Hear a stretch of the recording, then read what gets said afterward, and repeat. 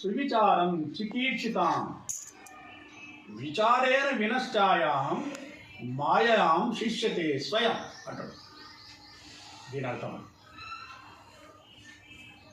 అనేక జన్మల యొక్క భజన సేవ వల్ల ఎన్నో జన్మలు జన్మాంతర శతాభ్యస్త విద్యా సంసార వాసన అంటుంది శాస్త్రం. సా చిరాభ్యాస యోగేన అని చెప్తారు.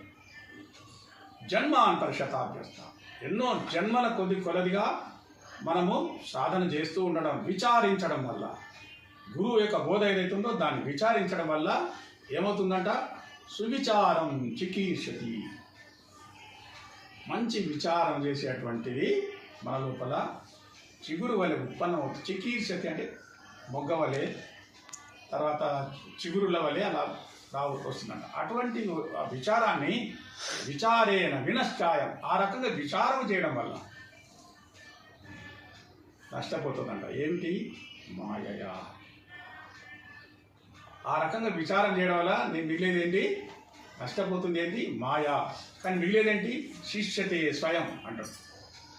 శిష్యత అంటే శేషం, వీళ్ళు ఉండడం. ఏమిటి? స్వయం, అయం ఆత్మ బ్రహ్మ. That's all. ఏం మిగులుతుంది అక్కడ? ఏం మిగులుతుంది అక్కడ? శిష్యతే, కేవలం తాను ఉంటున్నాడు.